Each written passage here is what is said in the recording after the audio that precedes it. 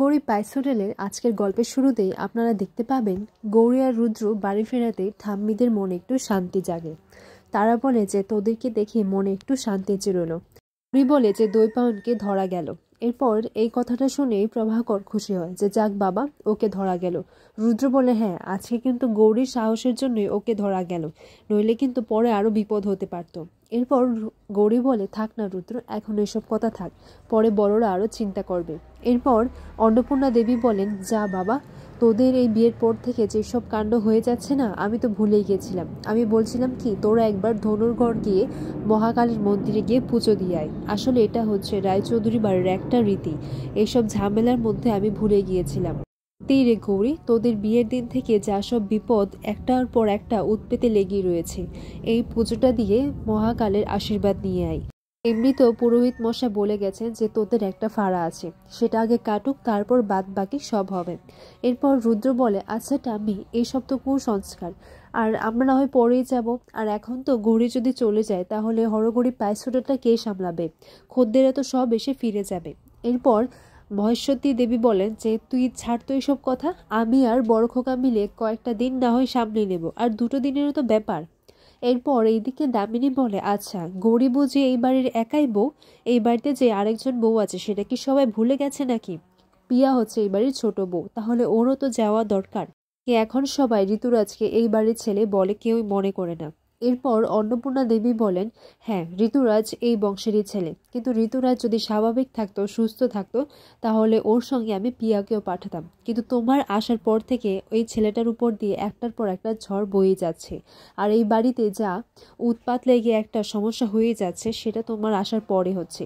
Mini মনে মনে ভাবতে লাগে যে গৌরী কি ভাবছো? ঠাকুরের আশীর্বাদ দিয়ে সুখে সংসার করবে? আমি থাকতে তোমার সুখে সংসার করা আর হবে না। পরের দিন সকালে দেখা যায় তারা রওনা হবে। এরপর ঠাম্মি বলে এই নে ম্যাপটা ধর, আমি জানি তোরা আজকাল ওইসব কী সব বলে না নেট, ওইসব ওখানে নাও থাকতে পারে, তার জন্য এই ম্যাপটা তোরা নিয়ে যা সাথে করে। এরপর ঠাম্মি দেখিয়ে দেয় যে ঠাম্মি বলে সোজা গিয়ে একটা 3 মোড়ের রাস্তা পাবি, সেখান থেকে বাঁ দিক থেকে তারপর ডান দিকে যাবি, আর একটু সামনে এগোলেই মন্দিরটা পাবি। মন্দিরটা জঙ্গলের ভিতর দিয়ে যায়, সাবধানে যাস। এরপর দেখা যায় যে একজন লোক গাড়ির নিচে কিছু একটা করছিল। এরপর রুদ্র বলে কি করছে? তখন সেই লোকটা বলে দেখুন না, আমাদের মিনি বেড়ালটা না এখানে এসে বসে রয়েছে, তার জন্য ওকে নিয়ে আসতে চলেছি। এরপর অন্নপূর্ণা দেবী বলে যা বের হবি, আর এখন একটা বেড়ালের রাস্তা কেটে নিল। বিমলাকে বলে যে গঙ্গা জলটা নিয়ে আসতে। এরপর অন্নপূর্ণা দেবী গঙ্গা জলটা গাড়িতে আর গাড়ির চাকার মধ্যে ছিটিয়ে দেয় এবং প্রার্থনা করে। এরপর সবাই বলে নেই এখন বের হো, আর বেশি দেরি করিস না, ঠাকুরের আশীর্বাদ দিয়ে বাড়ি ফিরে আয়। এরপর এইদিকে দামিনী বলে যে যাও যাও, তোমার আর এই বাড়িতে আর ফেরা হবে না, রায়চৌধুরী বাড়িতে তোমার আর ফেরা হবে না। গৌরী আর রুদ্র চলে যাচ্ছে বলে দামিনী খুবই খুশি হয়। এরপর অন্নপূর্ণা দেবী বলেন এরা দুজন চলে গেছে বলে এক একজনের তো মুখে হাসি ফুটছে, আর সেটা তো জায়গায় নিচ্ছে না। এরপর এইদিকে প্রভাকর বলে আচ্ছা মাসিমা, আপনি এটা ছাড়ুন না, আর রুদ্র আর গৌরী তো মাত্র 2 দিনের জন্যই গেছে, আর 2 দিনের জন্য খুশি হলে হলো, তারপর তো আর সেই খুশিটা থাকবে না। এরপর দামিনী মনে মনে বলতে লাগে যে সেটা তো আমি জানি, রুদ্র আর গৌরী শুধু 2 দিনের জন্য নয়, চিরকালের মতো এই বাড়ি থেকে চলে গেছে।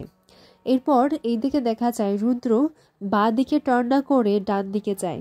গৌরী বলে রুদ্র আমরা হয়তো কোথাও একটা ভুল যাচ্ছি, আমাদের তো বাঁ দিকে যাওয়ার কথা ছিল। এরপর রুদ্র বলে না, তুমি ম্যাপের মধ্যে দেখো, এখানটা তো ডান দিকে দেখাচ্ছে, তাও ভালো, পুজোর হিসেবে আমরা ছোট্ট একটা হানিমুনও হয়ে যাবে। এরপর গৌরী বলে আচ্ছা তুমি এইসবের সময় কি এসব ভাবছো, চুপচাপ গাড়ি চালাও। এরপর রুদ্র গৌরীকে ভয় দেখাতে লাগে যে ধনুরগড়ে নাকি কি সব রাতের বেলায় আওয়াজ শোনা যায়। এরপর হঠাৎ করে দেখতে পায় যে গাড়ির ব্রেকটা কাজ করছে না। গৌরী বলে আচ্ছা ওই সময় রাতের কথা বলে আমাকে ভয় পাইয়েছ, আর পাইনি বলে এখন এই কথাটা বলছো? এরপর রুদ্র বলে আমি কোনো গল্প করছি না গৌরী, সত্যি ব্রেকটা কাজ করছে না।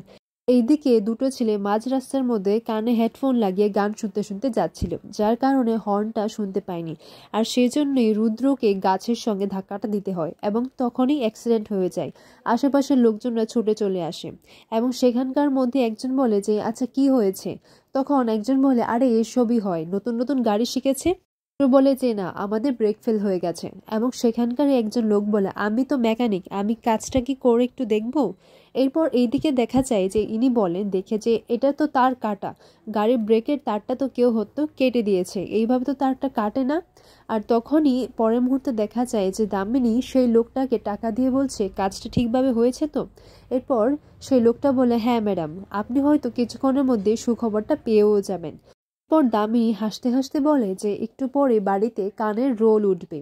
এই মুহূর্তে দেখা যায় যে সেই মেকানিক তিনি গাড়িটা সারিয়ে ফেলেন এবং পারিশ্রমিক দিয়ে রুদ্র আর গৌরী সেখান থেকে বের হয়ে যান। বেরোনোর আগে জিজ্ঞাসা করে যে এদিকে কি ধনুরপুর আছে। তারা কখনো এই নামটা শুনিনি, কিন্তু বলে যে একটু দূরে গেলেই সামনে একটা মন্দির আছে। তারা যখন সামনে যায় তখন কিছুই বুঝতে পারছে না যে তারা সঠিক জায়গায় এসেছে কিনা। এমন মুহূর্তে একজন ভদ্রলোক আসে, বলে যে আপনারা কি পুজো দিতে এসেছেন, চলুন আগে হোটেলে যাবেন, তারপর পুজো দেবেন। লোকটাকে দেখে গৌরী সন্দেহ হয়। গৌরী বলে, ঠাম্মি তো বলেনি, আর এই লোকটা মনে হচ্ছে আমরা যে আসবো সে হয়তো আগে থেকেই জানতো, কিন্তু ঠাম্মি তো আমাদের জন্য কোনো হোটেলের ব্যবস্থা করেনি, তাহলে এই কি করে জানলো।